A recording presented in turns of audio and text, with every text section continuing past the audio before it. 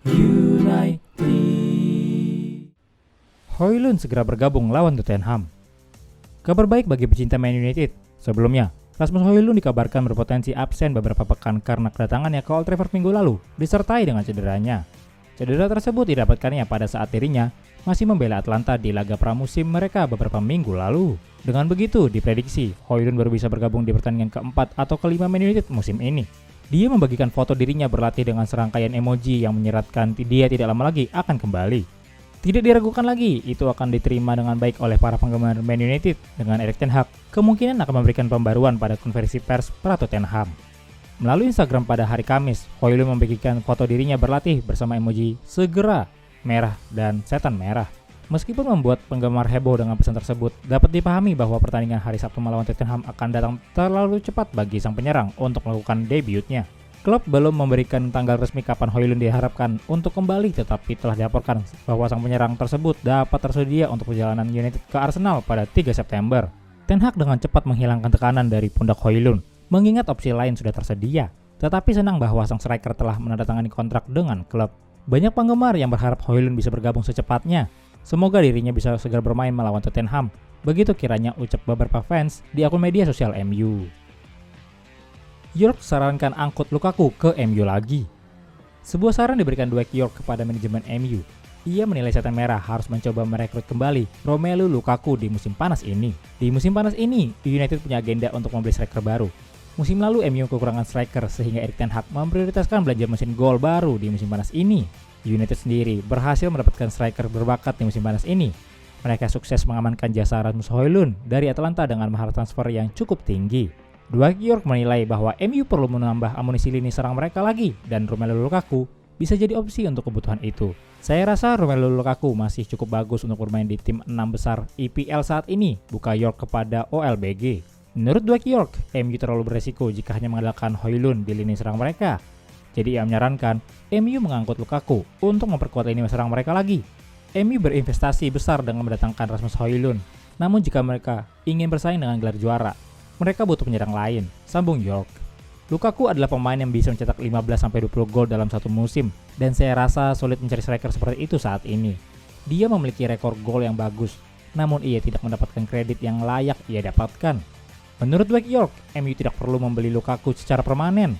Cukup meminjamnya selama satu musim, bakal membantu United untuk bersaing di EPL musim ini.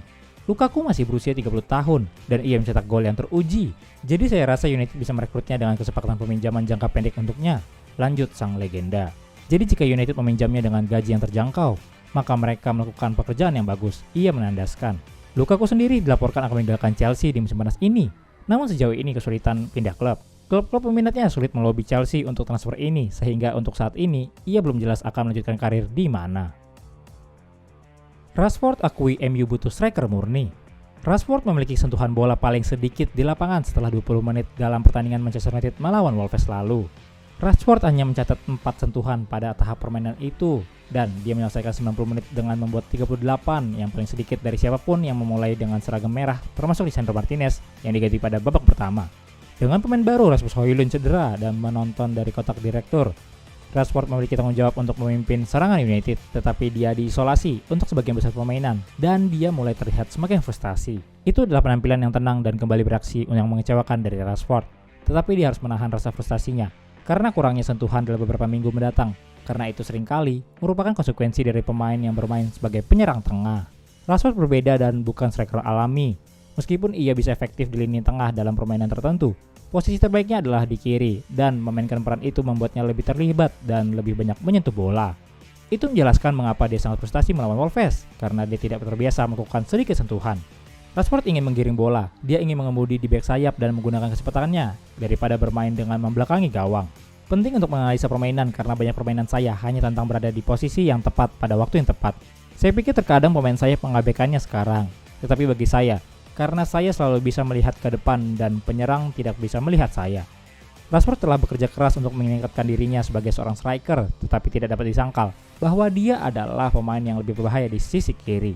Højlund yang kembali dari cedera tidak bisa segera datang untuk Rashford, jadi dia tidak bisa pindah ke sayap itu segera mungkin.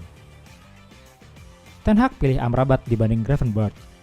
Mantan Kapten MU Gary Neville yang mengkritik lini tengah United pada Monday Night Football menyebut Amrabat sebagai solusi potensial untuk kebutuhan The Reds akan operator lain yang berpikiran defensif di ruang mesin. Mereka mencoba untuk mendatangani atau sedang mencoba untuk mendatangani kami percaya Sofyan Amrabat untuk masuk ke sana bersama Casemiro, kata Neville. Saya tidak tahu siapa yang akan dijatuhkan Ten Hag, tetapi mereka ingin membeli Amrabat karena suatu alasan.